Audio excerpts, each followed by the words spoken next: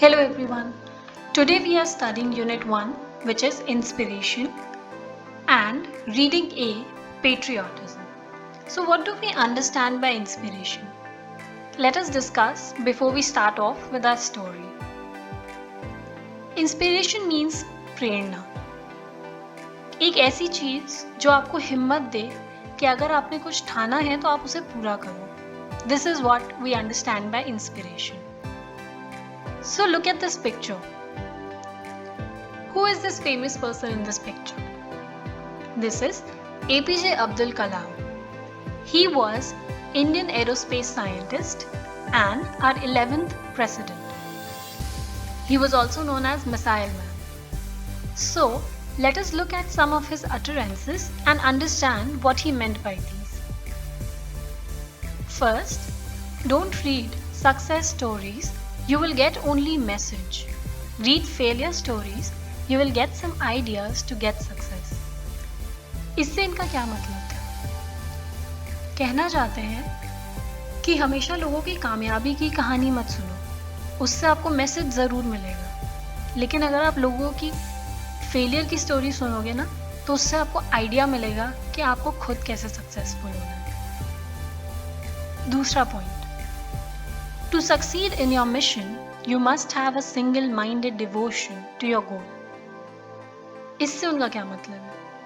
अगर आप कभी कोई अपने लिए गोल सेट करते हो या कोई मिशन आप सोचते हो कि आपको इसमें सक्सेस होना है, आपको इसमें सक्सेसफुल होना है, आपको इसे ख़त्म करना है, तो उसके लिए आपका डिवोशन होना बहुत ज़रूरी है. एक मन से लगन उस सिर्फ एक गोल के लिए. आप देखोगे फिर आप कहाँ से कहाँ पहुँच जाते हो. Third, Life and time are the world's best teacher. Life teaches us to make good use of time and time teaches us the value of life. इससे उनका क्या मतलब है? वो कहना चाहते हैं कि ज़िंदगी और समय हमारे सबसे अच्छे टीचर होते हैं. ज़िंदगी हमें ये सिखाती है कि समय का अच्छे से इस्तेमाल कैसे करते हैं, और समय हमें सिखाता है कि ज़िंदगी की कीमत क्या है. आप लोगों ने ये तीनों चीज़ें पढ़ी. You understood all these 3 points. Do let me know that which point you liked the most and why. What was thought provoking for you when you read these 3 points? For me, I like personally the last one because it's really important that you understand how important time in life is. Okay, so let us start with our chapter, Patriotism.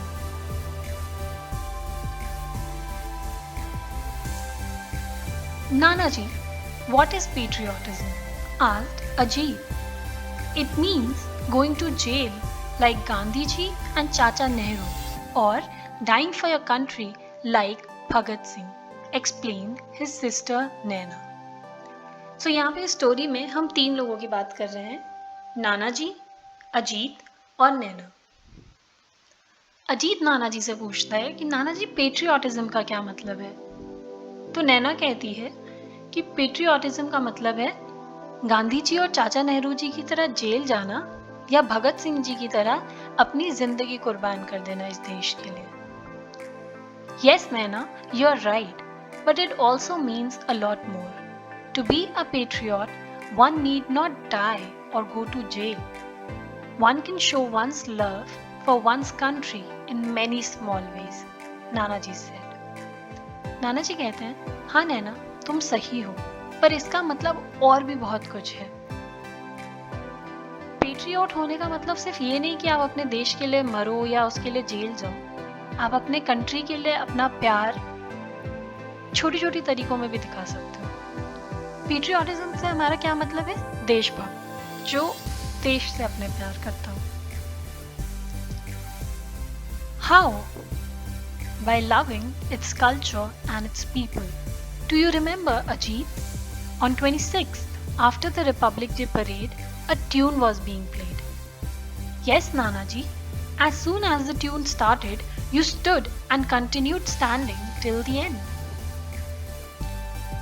नाना जी कहते हैं कि आप अपना प्यार अपने देश के लिए उसके कल्चर को रिस्पेक्ट देके या उसके कल्चर से प्यार करके दिखा सकते हो, और उसके लोगों से भी. तो अजीत से पूछते हैं कि क्या तुम्हें याद है कि 26 तारीख को रिपब्लिक डे के परेड के बाद जो वो ट्यून बजी थी।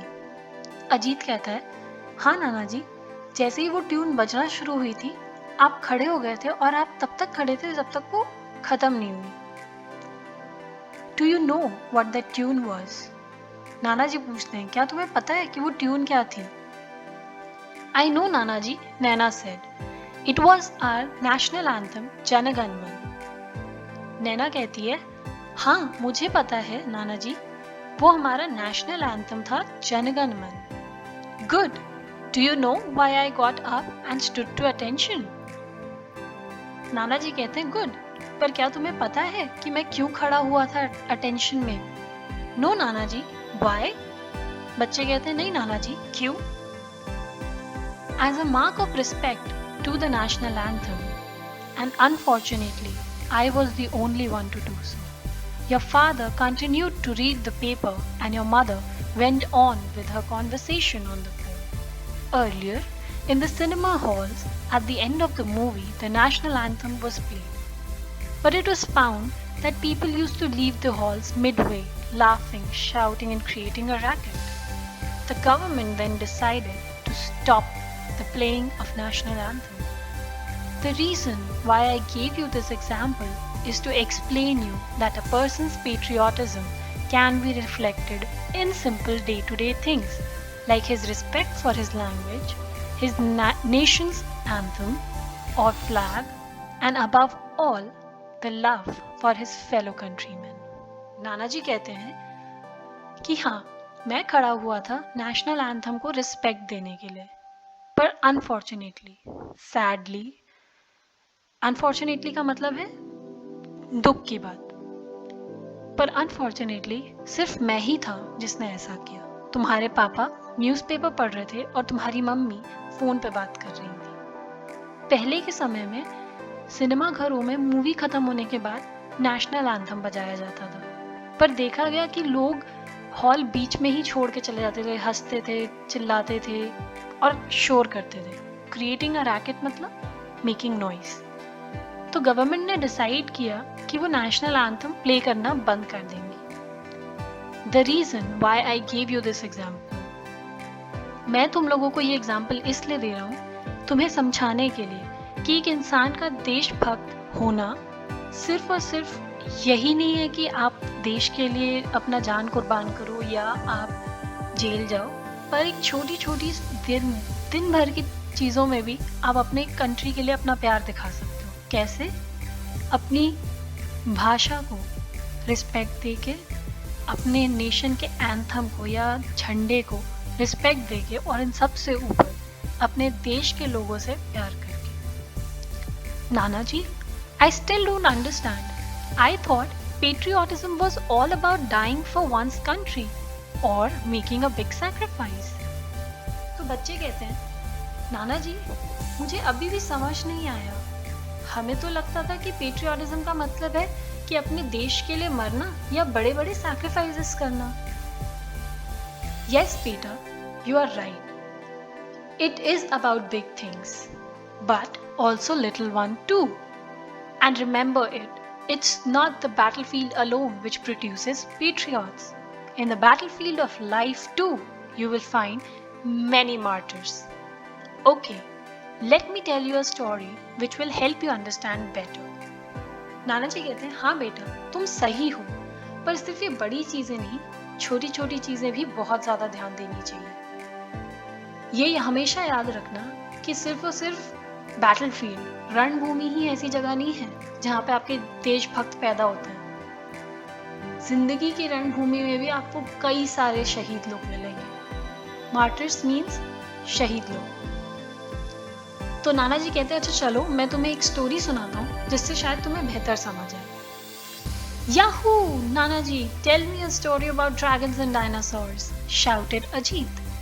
No Ajit, I will tell you a story about real people and their real problems. But not today. This Sunday, I will take you for a picnic to a small village around 100 kilometers from here. We will spend the day there and return by night. नाना जी कहते हैं, जैसे ही कि वो उन्हें कहानी सुनाएंगे तो अजीत खुशी से चिल्लाता है, याहू नाना जी, आप मुझे ड्रैगन्स और डायनासोर्स की स्टोरी सुनाइए। तो नाना जी उसे कहते हैं कि नहीं, इस बार मैं तुम्हें रियल लोगों की रियल प्रॉब्लम्स की स्टोरी सुनाऊंगा, पर आज नहीं। इस संडे मैं तुम लोगों को एक छोटे से विलेज में पिकनिक पे लेके जाऊंगा, जो कि यहाँ से 100 किलोमीटर की दूरी पे। हम पूरा दिन वहां बिताएंगे और रात तक वापस आ जाएंगे। On Sunday, Nanaji, Naina and Ajit started very early for their picnic. They took the first train to the village Himapet. Sunday को नानाजी, नैना और अजीत बहुत सुबह सुबह उठ के अपने पिकनिक के लिए तैयार हो जाते हैं। वो लोग सबसे पहली ट्रेन लेते हैं उस विलेज के लिए, जिसका नाम है हिमापेट। 2.5 hours later, they found themselves in a tiny, dusty railway station. They got down and stepped outside.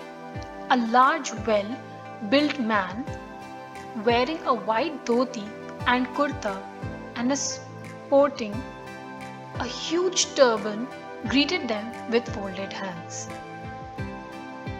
तो 2.5 घंटे के बाद वो लोग एक ऐसे छोटे से धूल धक्कड़ वाले रेलवे स्टेशन पे पहुंचते हैं, जहाँ पे वो नीचे उतरते हैं तो एक अच्छा खासा लंबा चौड़ा आदमी वाइट कलर की धोती और कुर्ते में और सर पे एक टर्बन पहने हाथ जोड़ के उनको नमस्ते करता है, ग्रीट करता है। He led them to a bullock cart and much to Ajit's delight lifted and placed him on the cart. वो उन लोगों को एक बुलक कार्ट की तरफ, बैलगाड़ी की तरफ लेके जाता है और अजीत को उठा के उस बैलगाड़ी में बैठा देते हैं।